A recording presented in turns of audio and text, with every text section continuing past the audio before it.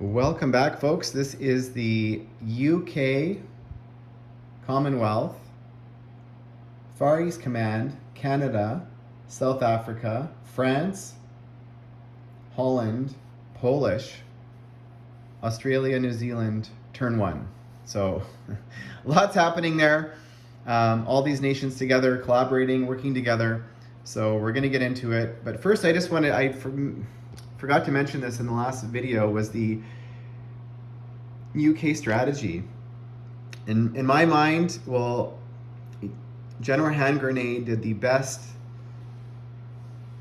in terms of Global 40, what the UK strategy should be, and that is protect the Middle Earth. Well, how do you do that when you cannot build a factory here in the Middle East?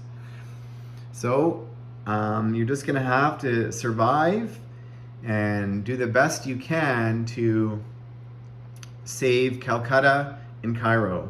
Now, maybe you can't save both, but maybe you can do enough to save one. So it is going to be a challenge, folks, and I will do my best. So we're going to get into the British purchase. They have 35 to spend. They're going to spend it all. They're going to buy a minor industrial complex, 3 infantry, and armor, and a military base. The Far East Command, they have 16 to spend. They're going to get 5 infantry. So these are the Gurkha sculpts that I've talked about, different than the British sculpt you can see. Australia and New Zealand, they're going to be purchasing a destroyer and an infantry. Canada, they are going to be they have 10 to spend. They're purchasing 2 Corvettes. So kind of cool. They're only 4 IPP each, so they're actually saving 2. And the South Africa, with her 3 IPP, is purchasing 1 infantry. And the French have no money to spend. There are... Now, oh yeah, I also forgot to mention, the British cannot declare war on Italy this turn, on their turn 1. So, you know, you can see here, there's not a lot, that both nations have, UK and Italy have quite large navies, but they don't have a lot of ground units here yet. Now, turn 1, if Italy was to go now and attack Tobruk, they would wipe it off the map. Both Cairo and Tobruk have fortifications, but historically, Italy, it was sort of a surprise to the Allies when Italy joined the Axis powers. And Italy did not do so until after the fall of Paris.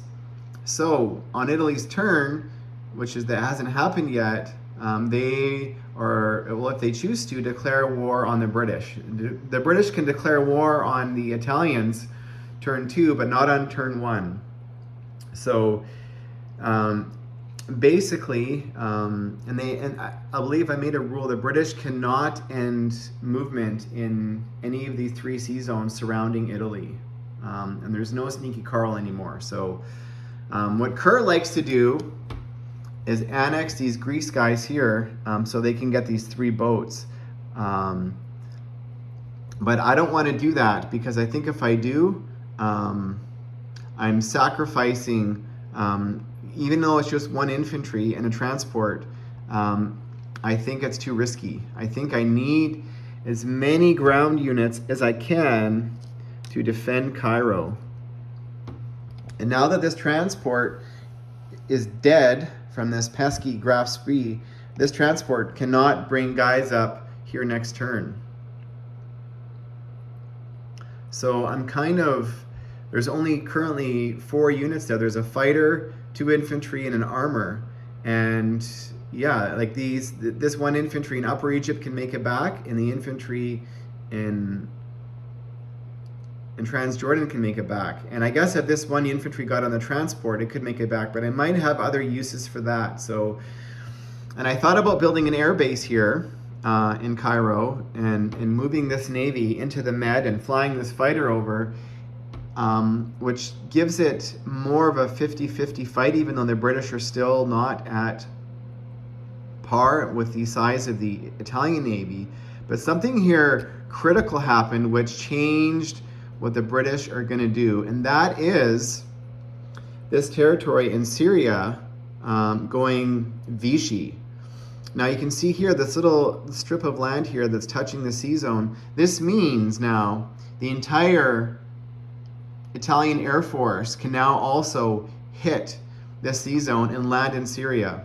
Now I could take out Syria, right? Like with this British here and this tank here, and take away that landing spot, which I thought about doing, but I just do not want to risk.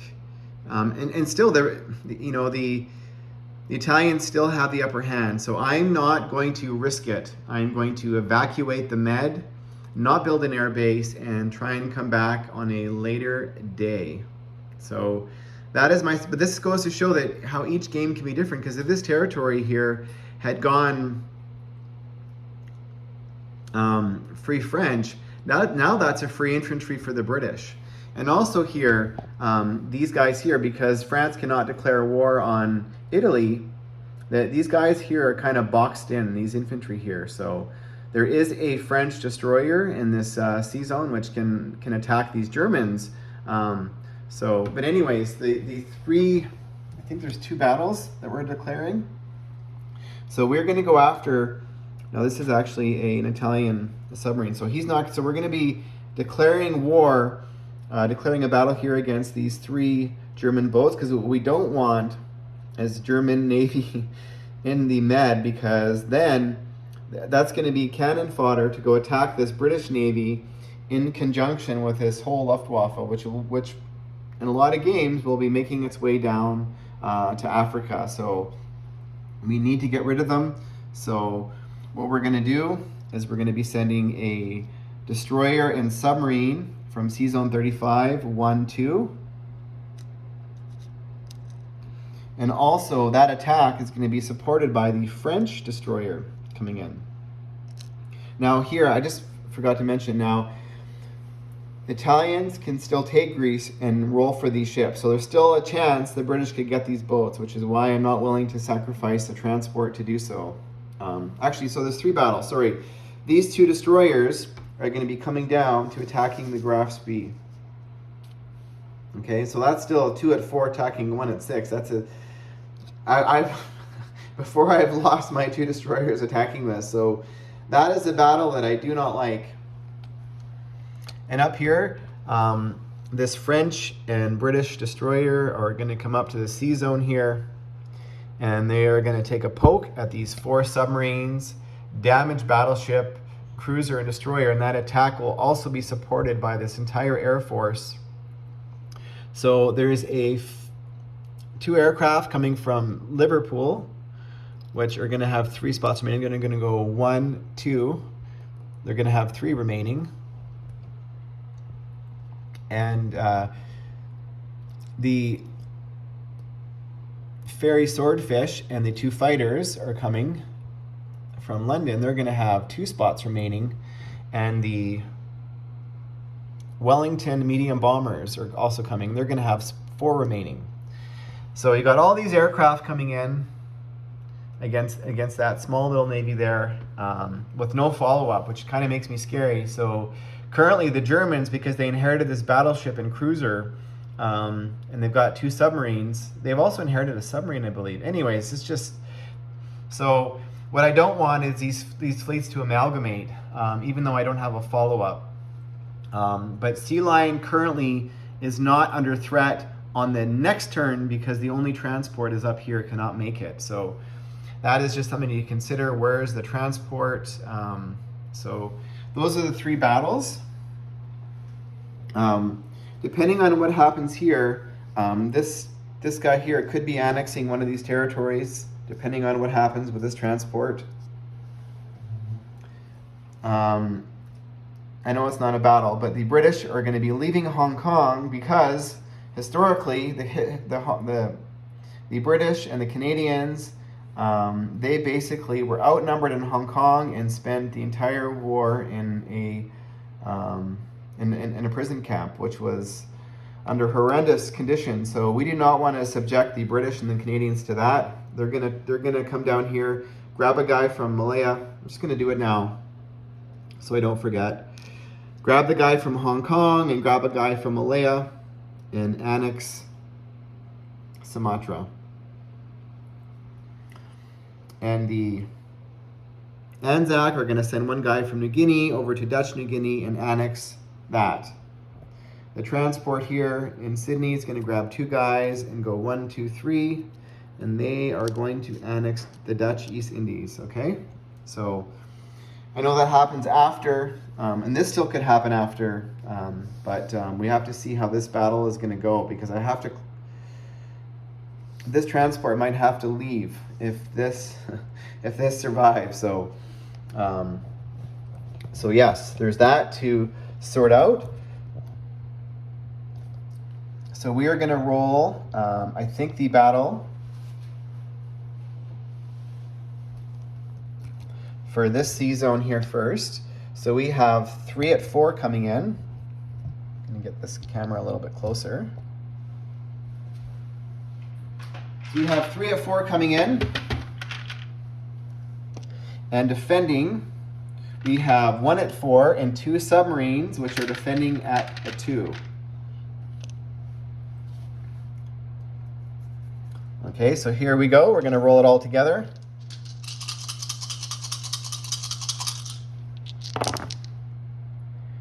Oh, so we scored 2 hits and they scored 1. So we are going to lose.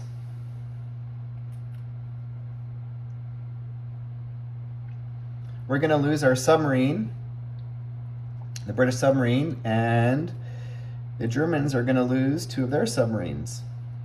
And we are going to press the attack. So going into round 2, we have 2 at 4. The Germans have 1 at 4. That was a hot dice now. The dice have got hot. So everybody misses round 2. We're going to continue on. Everybody misses again. Here we go, here we go, here we go. VK style. And 2 hits. So we're going to say the British destroyer survives, which is, we're happy to clear that sea zone and get rid of that German Navy out of the Med. That was a priority. Now we're going to do the battle over the Graf Spee, which Gargantua loves this battle. So we've got 2 at 4 attacking 1 at 6. So here we go. These 4s can be unpredictable. And look at that. We got a hit, folks. That is a crucial battle. Love it when the dice are in the favor of the British, especially when I'm playing the British. Now the next battle is a little bit more complicated. So we've got 2 at 4. Those are the destroyers coming in. The Fairy Swordfish is attacking at a 3. So we're going to say the black dice is a 3. And we have 4 fighters, even though 2 are Spitfires and 2 are the Hawker Hurricanes. They both attack at a 6. And just going to roll them differently because they're aircraft, even though they're seen by destroyers. So actually, no, I'm going to make them all 4. So the 2 medium bombers do 2 dice at 4 each. So we've got 4 dice at 4 coming in. Okay. Now the defenders, we're going to roll them separately because it's a lot of dice happening here. They're going to have 4 at 2.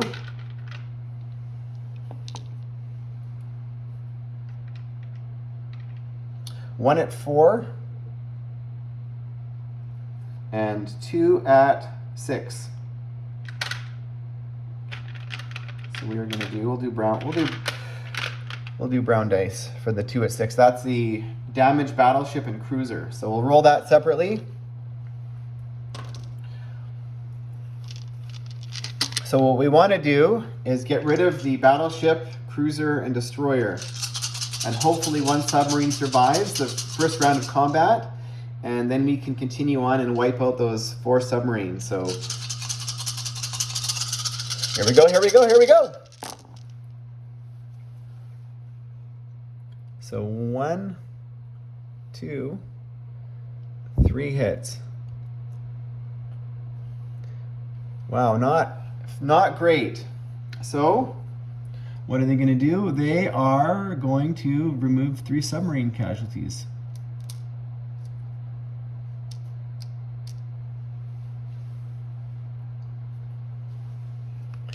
Now return fire. Now remember, folks, the submarines cannot fire at aircraft, so they can only hit the destroyer. So I'm going to have to pay attention to how these dice are rolled, or which dice are doing what.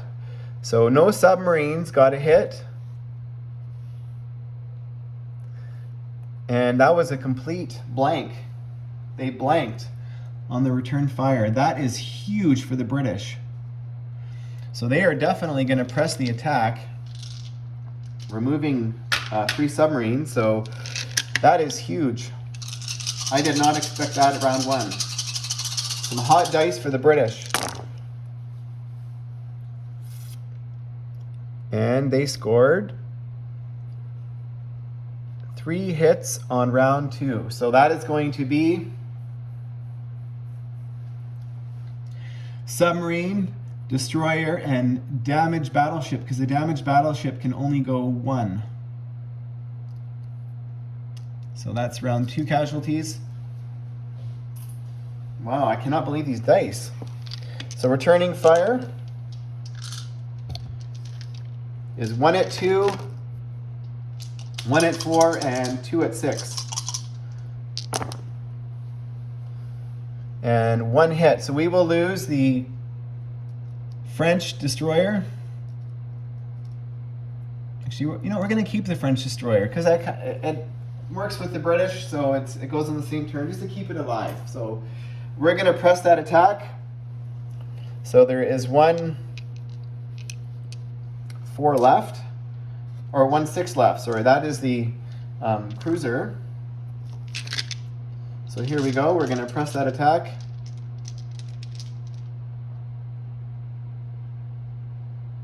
Yep. We're going to roll everything together. And I'm removing a 4.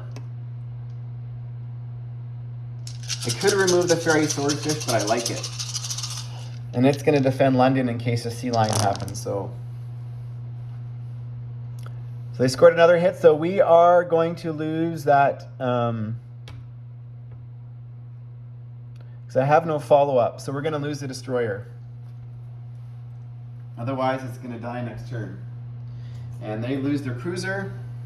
So that is the conclusion of combat. Now these guys are all dead. So the bombers can make it back to London. 2 of the fighters can make it back to London, for the ones that came from Liverpool. And sorry, that's not right. And the 3 aircraft that came from London, the ferry Swordfish, and 2 other fighters have to land in either Scotland or Liverpool. They're going to land in Liverpool. Now what I could have done, folks, was keep a destroyer alive, lose the ferry Swordfish, and then have a scramble of 3 aircraft. But they're going to send the entire Luftwaffe there. Do I want them to do that? So that's an option I could do as casual as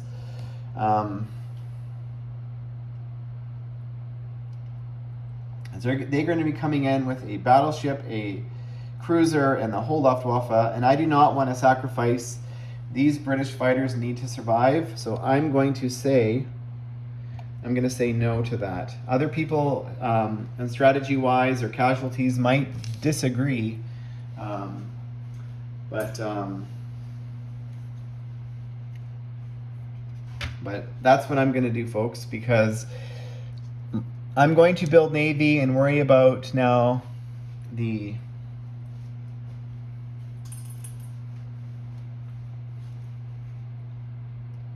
German Navy later on. Right now, we just don't have the money and the resources to do it. Our focus is in the Middle Earth strategy. So we are going to place. Actually, we're going to annex 1 more territory. and place units comes in the turn. So one of these units here, this transport's going to come down and come back up and annex Liberia. That's going to be a South African, so that territory is going to become British. Okay. This infantry in Scotland is going to come down. The artillery here in Ontario is going to come forward. The guy in Ottawa is going to come forward.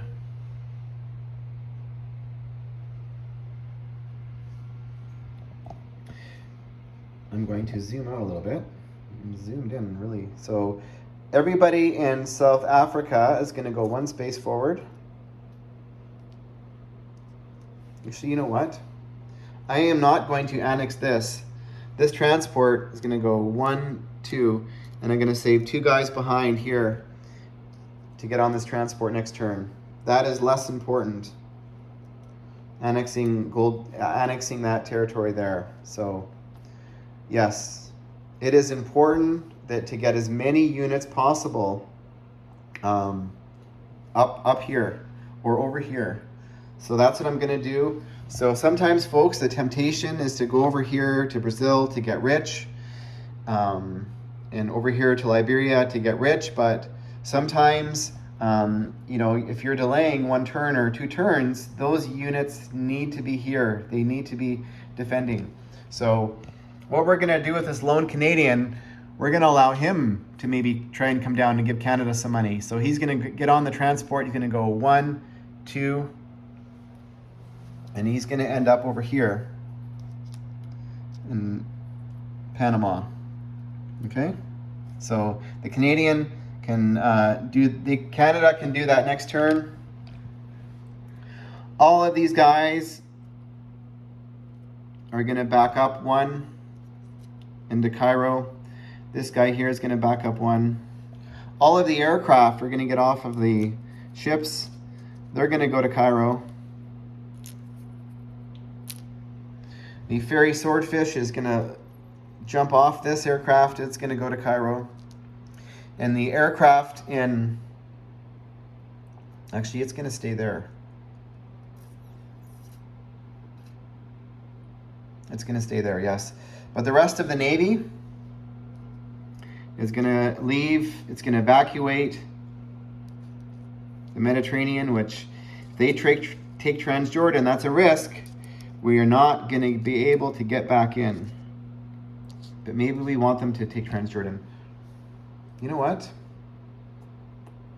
Yeah, that transport's going to come. I thought this transport here can go 1, 2, 3. But it's but it's fine. It's fine there.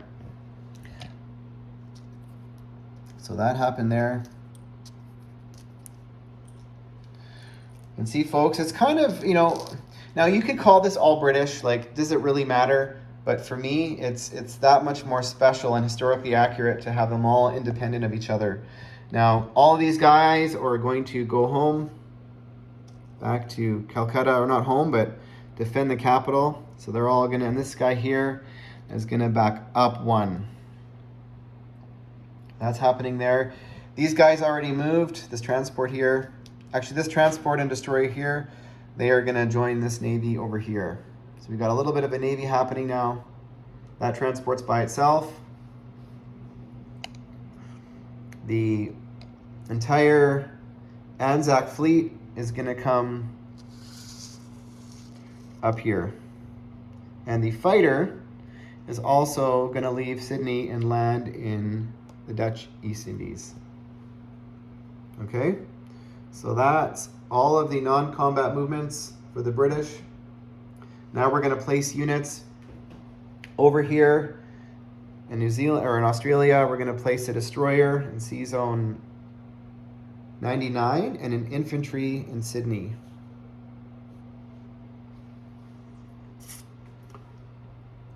So we can place 3 guys at the factory, and 3 infantry are being placed. Actually, I'm going to do this.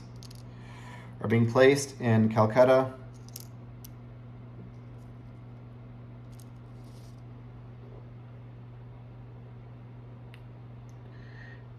which means we've got 3 to play, or 2 to place somewhere else. So one's going in Bangladesh, and one's going into Madras.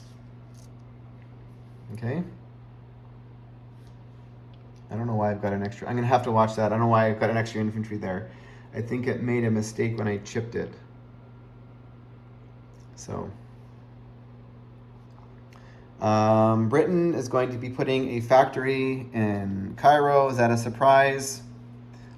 They're putting a tank, because they're building a tank. UK is building a tank in Calcutta.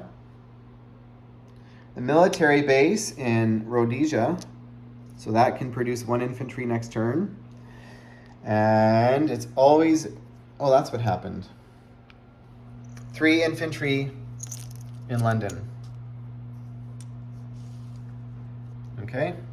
Canada is placing their 2 corvettes in Sea Zone 21. Oh, this destroyer here that did not participate, he's going to go 1, 2, 3 in a Sea Zone 27. So he might be going over to Canada next turn to link up with the Canadian Navy. And 1 infantry is going to be placed in South Africa. Actually, so this guy here can come out. Now they're replacing 1. He can get on the transport. So we're going to allow that movement to happen.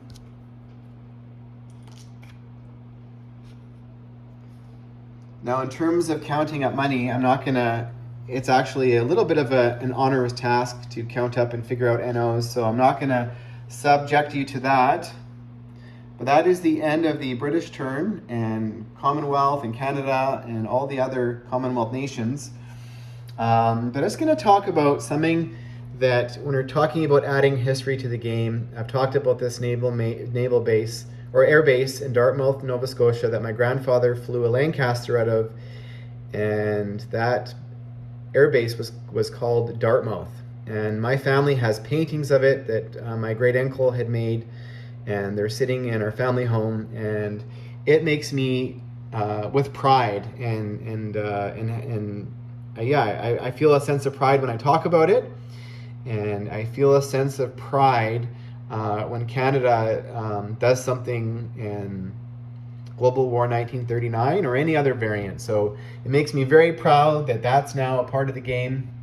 So I'm going to keep saying it, folks, but yeah, it's very special to me. So thank you for watching, and stay tuned for the US and KMT overview video coming up next.